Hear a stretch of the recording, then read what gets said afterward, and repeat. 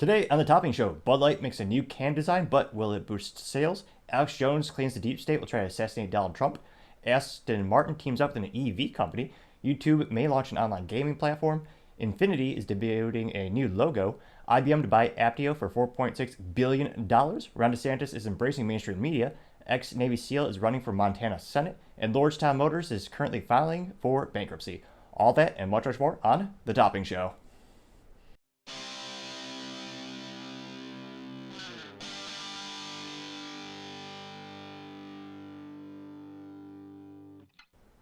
Thank you everyone for taking the time to tune in today. Today's episode of the Topping Show is sponsored by Topping Technologies. Topping Technologies is an IT value-added reseller and services company with a special proficiency in IT security. Heck, see the founder released twice a day. Gotta say he's quite handsome and brilliant. He's me, that's the joke. If you're an IT leader or business owner and you need a little assistance, you can reach the team at sales@toppingtechnologies.com. Now, going on to the business part of the podcast, you have IBM buying Aptio for $4.6 billion. Now they're going to be purchasing the company from a private equity firm by the name of Vista Equity Partners. Aptio is a Seattle-based company founded in 2007, helps companies manage and understand their spending on cloud services and offers functionalities such as IT budgeting, forecasting, and financial analysis.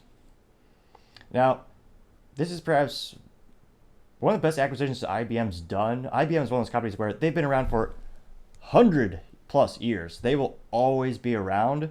They have a very good track record of adapting to whatever the consumer needs and telling them what they need before they need it. That's one of the reasons they became such a huge business company and so successful. Now, more and more businesses are transitioning to using the cloud for all their IT infrastructure. So if you're not familiar with the cloud, rudimentarily speaking, instead of having a computer on your desk like this, you would have it in someone else's data center where they own the building and you just connect to it. And that trend is becoming more and more prevalent as companies are trying to offset their upfront costs. They want a month-to-month cost, and there's a lot more scalability when you go to the cloud. The only restrictions is what's lived on your credit card. Now, the downside is predicting those bills. I know everyone says there's tools, but for a lot of people, it's just a crapshoot. You really don't know. And it's especially true when you try to get your data back. When you're trying to get your data back from AWS, which is Amazon Web Services, that's where Amazon makes an astronomical amount of profit. So trying to actually forecast, the CFOs want to really win them over more times often than not. With the cloud, you need to show them, historicals, and this tool will help them do that. So it's a pretty good idea. Now, Aptio, it was a pretty good acquisition. IBM specifically said there's a lot of things the company does. It's because their cloud capabilities and their automation capabilities, both big trends in IT. And IBM claims they're going to finance the deal with cash, which shows how much money some of these tech companies just have. They've got billions of dollars just in the bank. Well, realistically, banks don't really have money. They just print money with magic. And back in the day, they actually had to keep your cash on hand. Now it's a big ratio. You give them $1, and then the bank could magically make $7 to $8 and sell those loans. Yada yada yada. Now this is interesting. As IBM, like many other tech companies, they said they're actually going to be cutting and decreasing headcounts. So they recently announced that they're going to cut about 3,900 jobs in order to, again, all these companies are trying to bolster their profits and just weather the economic uncertainty that is the United States right now. Other interesting business news, you have Infinity debuting a new logo. Now, interestingly enough, I did a little LinkedIn poll, asked people, what, in your opinion, is the most luxurious Japanese automotive brand? Which, if you think of the top Japanese automotive companies, you have Honda, which their luxury brand is known as Acura. You have Toyota, which makes the most reliable cars ever. And Toyota famously has Lexus, that's being their luxury brand. Then you have Nissan, and I tried not to laugh, but I still kind of did. Their luxury brand is Infinity, which, of course, when I did the poll right now, it's got about 200 votes. And about 70% of the people said Lexus is the most luxurious one. About 15% said Acura. I believe 5% said Infinity. And of course, you always have that cop-out answer of, other/comments. So you had a bunch of people just click that because they want to see the results. And then some people just commented as well. But yeah, Nissan and luxury are two very, you really don't correlate the two. The company barely stood afloat. The last CEO saved them from the brink of bankruptcy. And part of the ways he was able to do that, as well as consolidating the brands, like French company Renault, I believe there's a couple of companies that combined together with Nissan to stay afloat. But the only way they could possibly keep it in business was laying off a bunch of employees and decreasing the cost of materials in the vehicles. So that's why if you've gone to a Nissan vehicle, I'm sorry if you have had that, I don't know if that's a disprivilege, if that's a word, but if you had that experience, I'm usually sorry for you because all the materials are poor quality. So you have Nissan, which is the big company, and then they have their smaller division or their brand, Infiniti. And they had the Infiniti, I think it was G36 or 35. They had a couple hits throughout the album, the band's albums, some might say, but they really struggled because at the base core of the vehicle, it's usually a Nissan, which again, it's not. They've gone down in reliability and quality throughout the years. I mean, the top automotive Japanese companies are, bar none, Toyota and Honda. So it'll be interesting to see. They changed the logo, so now the logo's 3D. So they instead of having the little triangle, they bent the little triangle arrowhead. And of course, I'll put that in this thumbnail of the. If you watch this video as a highlight, I'll throw the thumbnail on there for the YouTube channel. But it'll be interesting to see. Now, specifically, the automaker, they increased the spacing of the word mark below the emblem, which also they claim it will visually accentuates the horizon. The company will update its logo on its cars with a three-dimensional illuminated emblem with the road flowing over the horizon into the grill. Now, again, another thing these automotive companies are going to have to contend with or figure out is what do they do when they have to redesign the grills, because as the government's forced them to become more and more EVs because emission standards, it's a de facto ban on gas cars, they don't need grills. So it'll be interesting to see from a branding perspective where they start slapping those logos on, because you really don't have much need for a traditional grill because you don't have that radiator there. But time shall tell to see how this rebranding does. If I was Nissan, which again is a parent of Infiniti, wow. It's one of those things where, like, I actually asked my friends, like, who, like, it's the most unknown luxury brand, if you even, it's a stretch to call it a luxury brand with Infiniti. Like, you just don't think of it. So I don't think just slapping a new logo on it isn't going to do hardly anything. Really, they need to accentuate and emphasize this type of materials they're putting in the vehicle, try to increase the reliability rating, come out with some new innovative designs, really shock the world. You know what really shock the world right now? Call me crazy, but 3 pedals. Come out with a sports car with a stick shift and a gas engine. No one would expect that, least of all from Infiniti. If they could come out with like a competitor to the Cadillac CTS or the CTS-V, a competitor to like a sports sedan that's also luxurious, make it a V8, I mean, no one would see that coming. That would get some people talking about the brand, as opposed to just putting on a new logo and coming out with this more of the standard copy-paste vehicles. And again, when you're trying to elevate a brand, make a halo car. Make something that is astronomically different. Ford did this partially to debut the Ford GT. You got people talking about the brand, talking about their engineering capabilities, and it showed at the pinnacle what can they do, which, in my opinion, elevates the whole brand in general, not just that one halo car that they make. That would be a great sign to turn Nissan around and Infiniti around. I don't know. I certainly don't expect to have an exponential amount of resources to work with, but they need to do something different, and time shall tell. And I'm trying to pontificate and a little more emphasis on my voice. That's been another. Really appreciate everyone taking time to like, subscribe, and comment in the YouTube videos. Really helps out the channel, and eventually we'll get better over time. So appreciate your feedback, especially. Now, other interesting business news, you have YouTube may launch a online gaming capability, which, good. They need to do something different because YouTube is bleeding money year after year after year. Now, they're not at a loss. They make an unfathomable profit, which they took decades to get to. But on average, every year, they're losing about 2% of their ad spend, meaning the advertisers are spending about 2% less with YouTube every single year. So they need to do something to reverse that trend.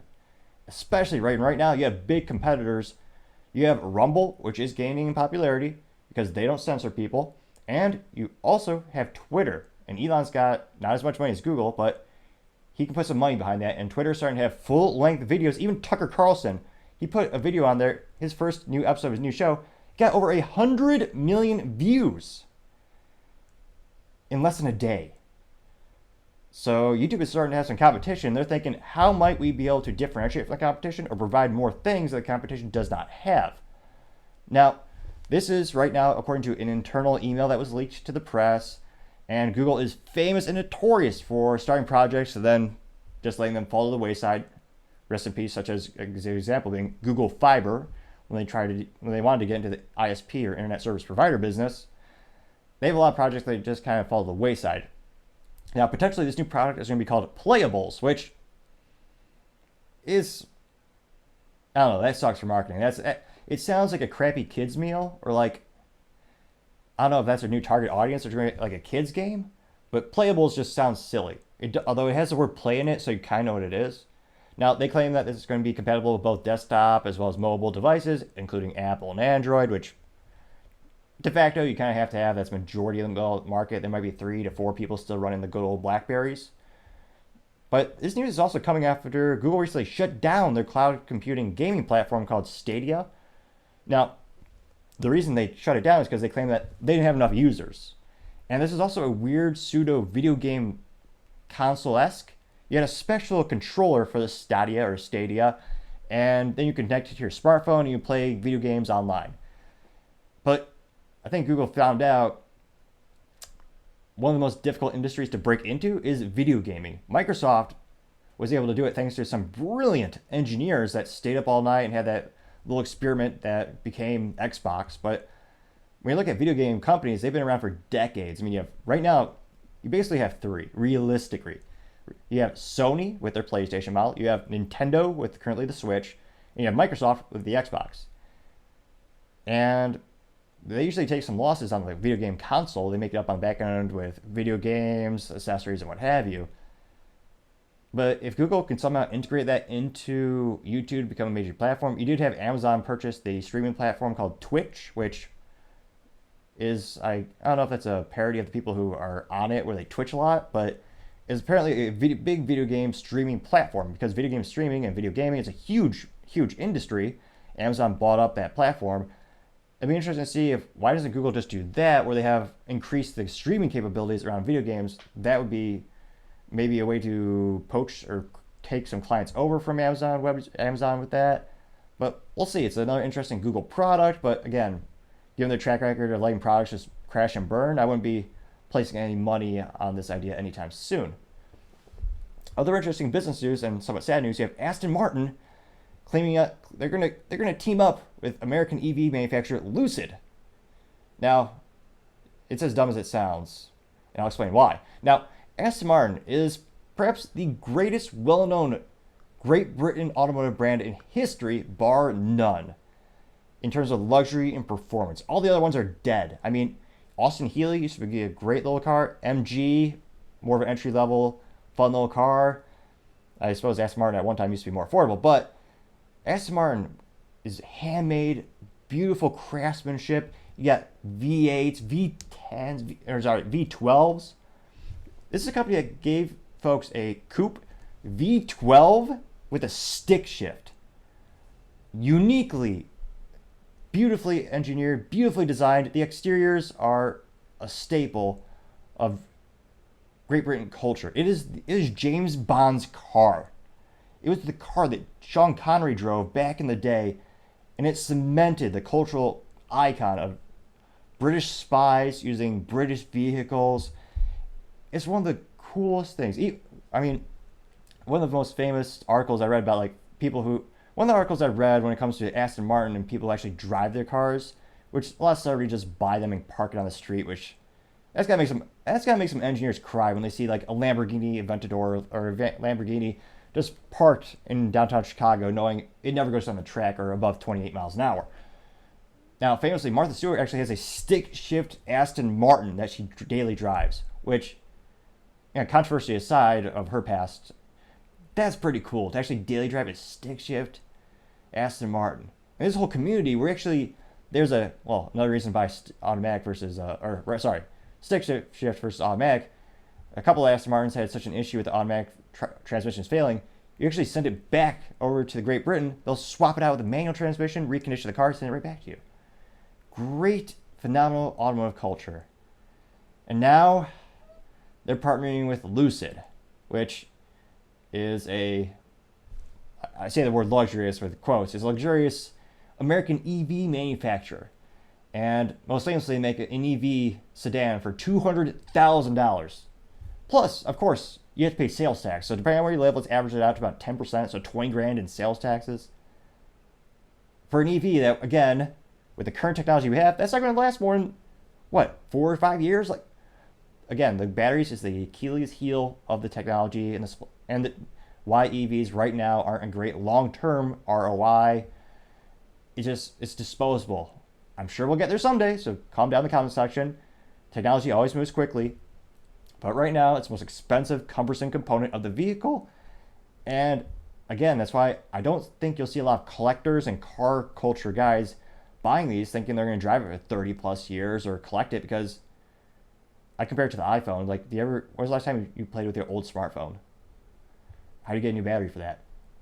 There's a lot of unknowns. Now, Aston Martin's going to pay Lucid about $232 million in a combination of both cash as well as shares to the publicly traded Aston Martin company in order to gain access to their technology. So just to gain access to their vast amount of EV technology, they're basically paying $232 million to open up that vault.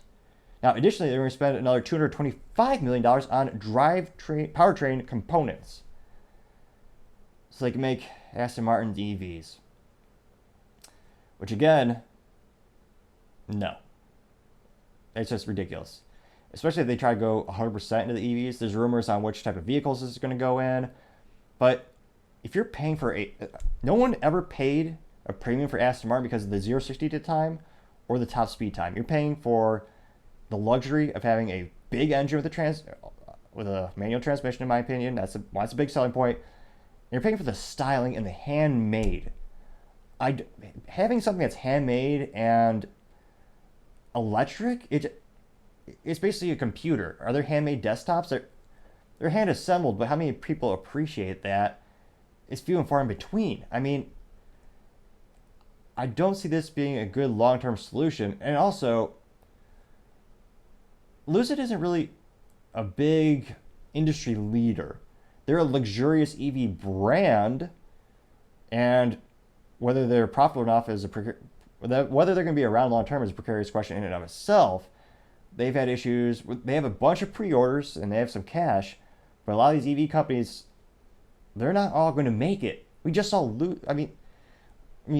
Lordstown Motors just said that they're going to bankrupt. So time shall tell to see if this is a good partnership. But in terms of Aston Martin long term, I don't think it's going to be a good idea. But time shall tell. Maybe they'll prove me wrong. Now, going on to the culture part of the podcast, you have Alex Jones claiming the deep state will try to assassinate presidential nominee Donald Trump. Now, this is also coming off of news of Robert F. Kennedy, who's currently running for president as well. Robert F. Kennedy said something to the effect of he needs to be aware of what the government did to his uncle and his dad, unquote. Now, obviously JFK, many people speculate a single person didn't kill him, and there's still more classified documents that were supposed to be declassified, and yet the government refuses to release them all. There's a lot of speculation of what happened to JFK, and there's more questions than answers, especially with the bullet theory, where the bullet that they claim to kill him, if you look at it, it clearly was never fired. Because if you ever fire a bullet, as soon as it hits something, it deforms ridiculously. Because again, a bullet is just a piece of lead with a copper jacket. Well, that's the usual bullet that's fired.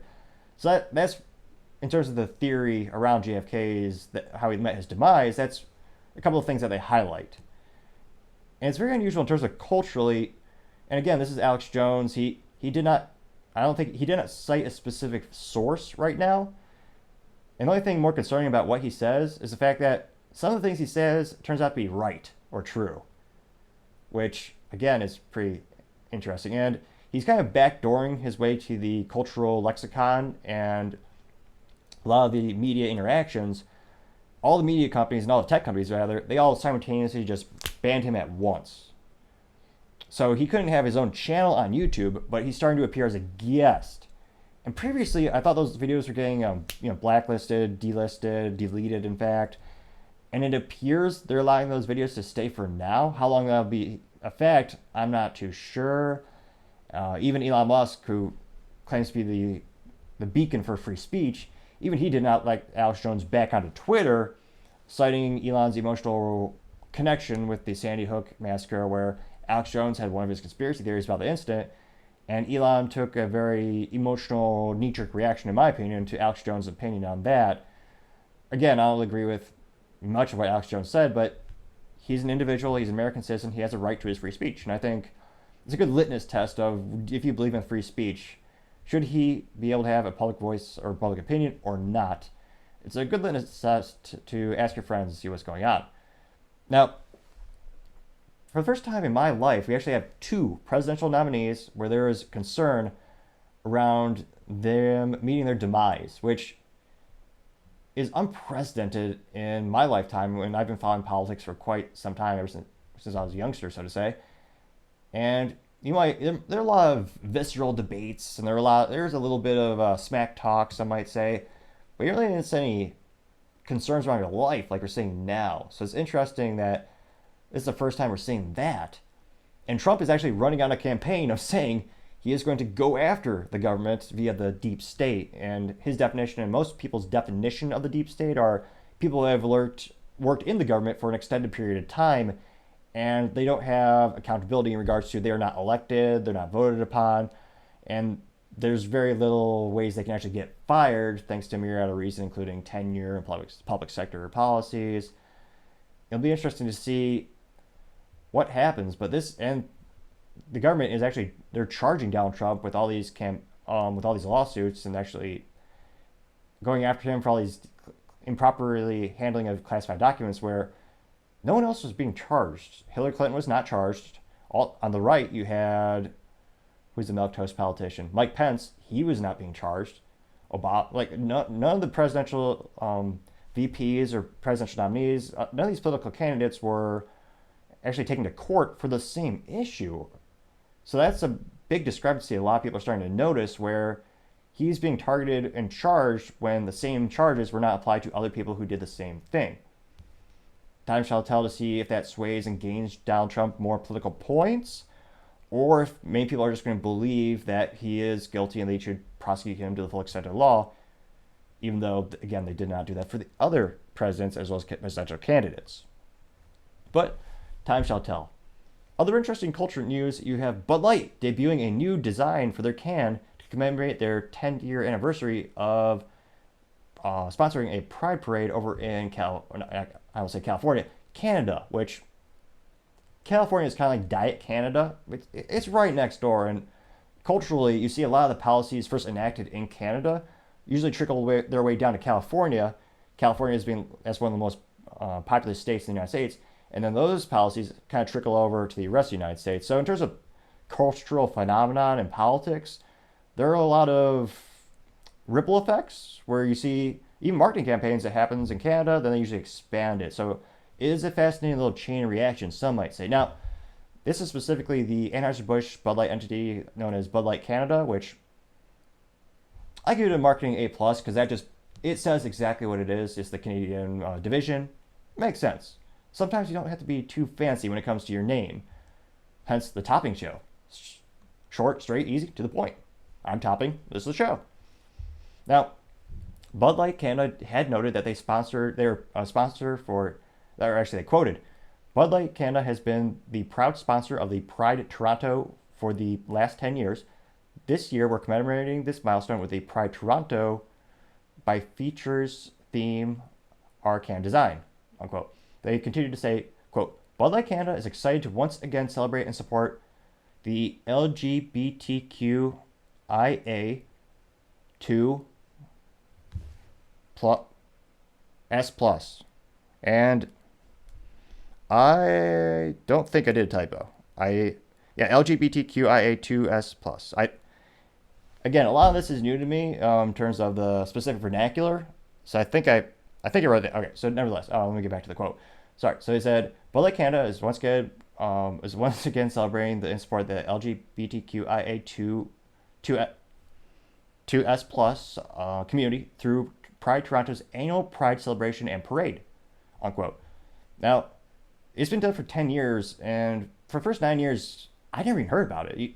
There really wasn't a lot of murmurs, there literally wasn't a lot of additional media attention. It was kind of the status quo and wasn't really controversy. Now, this year, there's more and more videos of it coming out, partially because of the Bud Light boycott. These things are being highlighted more, where I don't think they were in the past. Now, in this one, they specifically noted that, or they didn't say this, but people saw this, there were many people in their birthday suits, or rather lack thereof any suit at all. Which again, when it comes to special celebrations, as a wise man once said, suit up, Ted!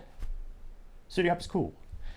But yeah, they not only did they not have suits, so they get not for fashion, they wore nothing at all. Now, this is again on a public road, on a public street. You have naked people pontificating and gyrating and doing acts. And the criticism this year is that some of these videos show that there are children in the streets seeing this activity. And the parade also had a big Bud Light truck. The truck that they actually used was a Dodge Ram, which the puns write themselves, people. I mean, you can't make this up. They used a Dodge Ram, which, I mean, if I were less classy, I wouldn't say this, but some might say public ramming is not condicative to a good time. I wouldn't make that joke, but some might. Now, this video, again, shows a specific video came out showing a group of naked men in front of a child. So, the big reason there's a critique and a boycott partially is because you're involving children in these activities. And I suspect this will only fuel the current Bud Light boycott that's going on. Interestingly enough, I appreciate the comments. There's actually some comments on another Bud Light video I did where you have a couple people in the UK and other countries starting to embrace and join the boycott as well. Now, why on earth you would live in the UK and have Bud Light as a beer option, I find abhorrent. I mean, they have good local beers there, I assume. It'd almost be like going to Rome and eating McDonald's. Not that there's anything wrong with McDonald's, but or going to Italy and like it's a bizarre thing to see certain American brands like abroad in certain situations. But interestingly enough, I think you're not going to see a huge decrease in their sales because of this alone. I think their stock is going to crash because of this news. Because again, it's been 10 years. The delta, or why people are paying attention now, is again because of the involvement of the kids at the parade. So I suspect you'll get just add a little bit more fuel to the fire, and the boycott will just continue to get a little bit worse. And maybe again, there's a lot of speculation on their long-term business plan. And if the LGBTQ continues to grow at the current growth rate, it might be a prudent business decision long term. There's a lot of speculation on the growth rates of that community, and if that community will embrace Bud Light with a high enough adoption rate to make it a long-term profitable business idea. I think there's a lot of speculation, a lot of critique on long-term ROI, or if they're even smart. That's the theory of is if this wasn't an accident and they're thinking of a long-term plan, that's the plan that people are thinking they had. Whether it will work, that again, time shall tell.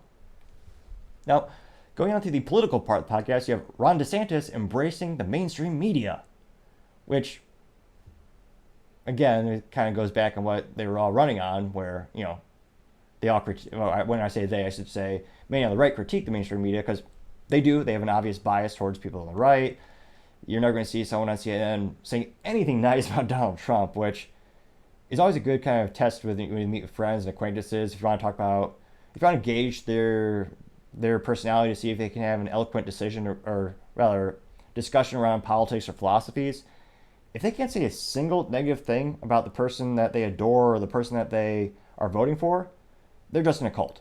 Like, if you can't critique yourself or your own party or someone you're voting for, or if you can't name a policy that they even have, they're brainwashed. I don't know what to tell you. Because again, everyone has flaws. I mean, some people embrace their flaws, some people try to work on them, but to say that, oh yeah, my candidate's perfect. It's like, well, no, really? Really? That's the best you can vote? No, obviously not. No candidate is perfect at all. Now, getting back to Ron DeSantis. Now, when asked, why are you pivoting, or why are you pivoting on this issue or this stance, where when you started off, you said, I'm not even going to. Many of them said they're not going to even bother doing interviews on those platforms because, again, those platforms are set for you to fail. They're going to take everything out of context. I mean, you saw this with the BBC and Andrew Tate. They just take things out of context. They frame it in the most worst possible light. You're not going to look good going on their platform. However, the issue is they have the massive audience that you need, including people in the middle who still trust. I don't know who's, I can't imagine, but there are some people who trust legacy media. Now, going back to DeSantis, he said, quote, you look at the swing states, President Joe Biden is ahead of Trump in them, but I bet I beat Biden handily in the swing states. That's ultimately the election right here. DeSantis also noted that the GOP nominee has to win the swing states, and that, quote, if you don't have a path to do that, then nominating doesn't make sense, unquote. Which is true, but instead of wasting time on the legacy media in terms of a political chess move, go to alternatives that don't censor you, like Twitter, where, again, he kind of fell flat on his face because his presidential announcement, he, again, didn't use video, which a video is a majority of communication. Majority. If you read any book on sales, speaking, philosophy, anything at all, when it comes to standard communicating, they'll tell you 90+% of all communication is visual, which is why pontificating with the hands is awesome. I have to give Trump credit when it comes to the positives on his political campaigns. He knows how to use the hand gestures. The best. No one uses it better than me. Not even Ron DeSantis. I'm sorry. I might have just broken your earballs, but that was an attempt at Donald Trump's voice. I'm here all week. Although I also live in the studio, so I'd be here anyway. Nevertheless, Ron DeSantis is going to go on these platforms which are going to show him in the worst possible outlook. And he's not going to... even if he reaches the people in the middle who still tune into those networks, it's not going to be a positive light. He's not going to be framed in a positive way. So I'm very skeptical. In terms of a political chess move, I don't even think... I'm skeptical if this will even get him additional 1% in the polls. Because again, you're going into it's an uphill battle. So if I were him, I would try to embrace different media outlets and absolutely go to the swing states, spend time physically there, and highlight that with your campaign videos and put those videos on multiple platforms. But in terms of going on, like, if you were to go on like The View, I mean, he'd probably lose some brain cells, so there's that. That's a little bit bad right off the bat. But I don't see him really swaying a lot of the audience members. It's one of those things where it'll happen if he goes to new media platforms. I'm skeptical of this current plan. Other interesting political news, you have an ex-Navy SEAL running for the Montana Senate, Mr. Tom Seehey. Now, Tom noted that, people asked, of course, why are you running? Which, it'd be kind of funny if someone just said, because I wanted to, or I think I can. You always have, again, it'd be a bad political move on the chessboard. Like, it'd be silly because it's a chance for you to say your ideals, but some of these opinions or these reasons are just, I swear, copy-paste. Now, when asked, why are you running? He said, quote, from inflation to our border to our deficit, America is ready for a change. And I think it's time for a new generation of leaders to step up. Leaders who understand servant leadership, which is putting the mission before yourself, and leaders who understand how to get the results, unquote. Now, in terms of political messaging, perfect. That is a great political message. That's a good old move on the chessboard, or the political chessboard.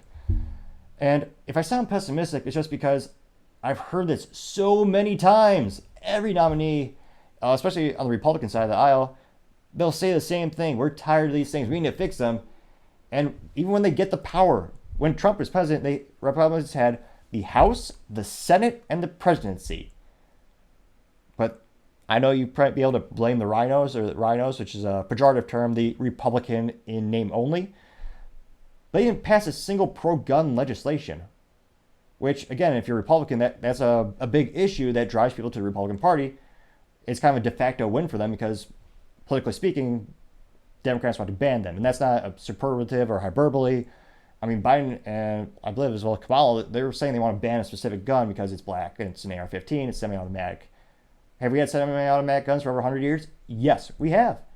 But it's one of those things where he's saying the right things. I want to believe him. Although I'm not in Montana, I can't vote for him. But he has a couple positive things going from him.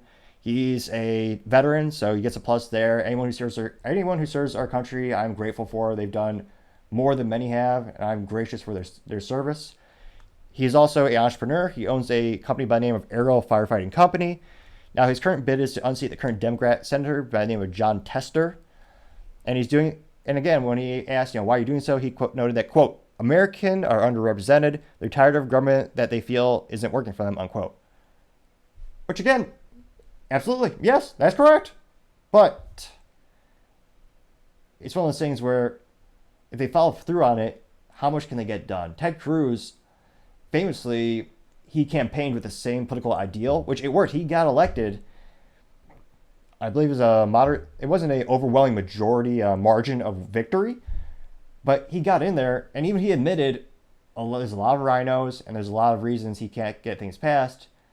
But at the end of the day, those are just excuses. What you need in order to really affect change, you need to elect many of these people.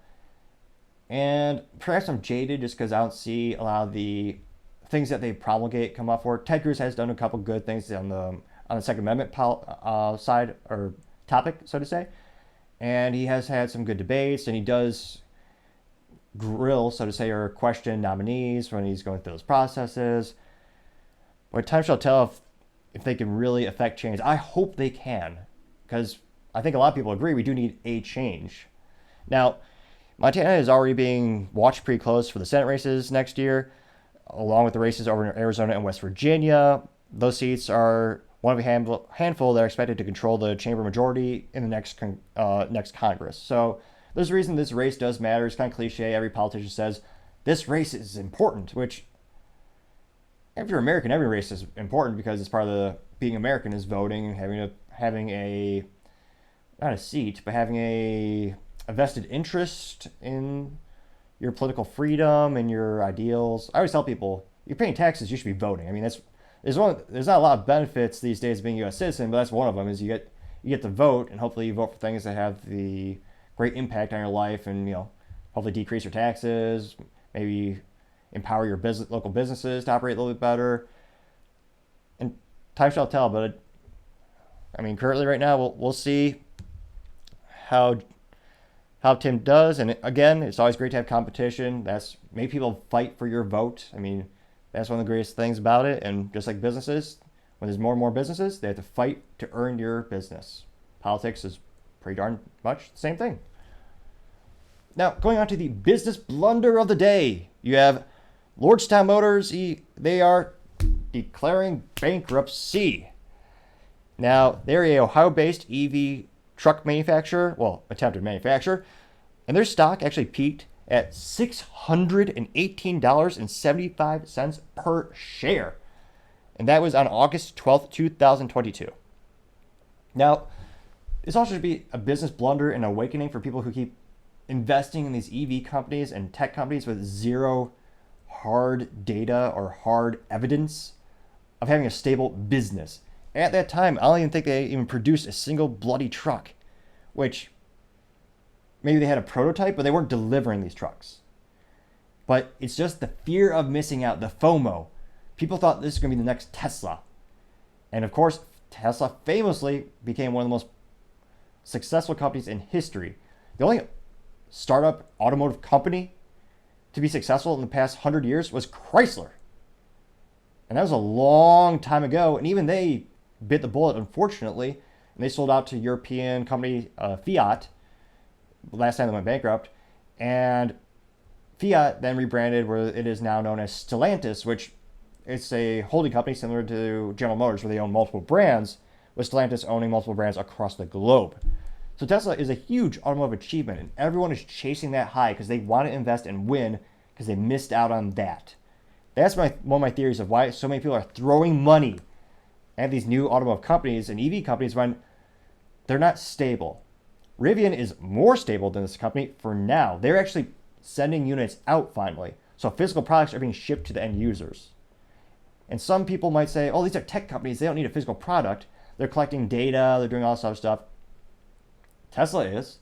These other companies, there's a tech part to the company. I understand the logic of them being treated as a tech company, but they also need to make money. And I know companies can lose money for quite some time, but you need to be on the right path.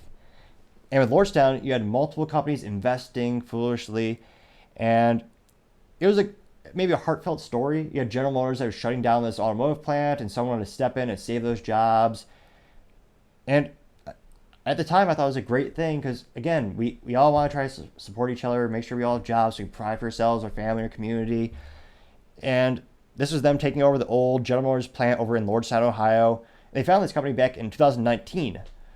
But you also had multiple analysts looking at this company and even critiquing it back then. So you had Hindenburg, which they were the company that broke the news and broke the story around the BS company known as Nikola, which claimed to be a hydrogen-based truck company. And it turns out Trevor Noah was was it Trevor Noah? Trevor, whatever his first name was Trevor. He looks like a douche, but pardon the French or medical term. But it turned out to be completely vaporware. So Hindenburg has a track record of breaking these stories and actually getting down to the nitty-gritty details and knowing what's really going on with these companies. Is all vaporware, which is a pejorative term in the IT industry where it doesn't actually exist. It's just an idea.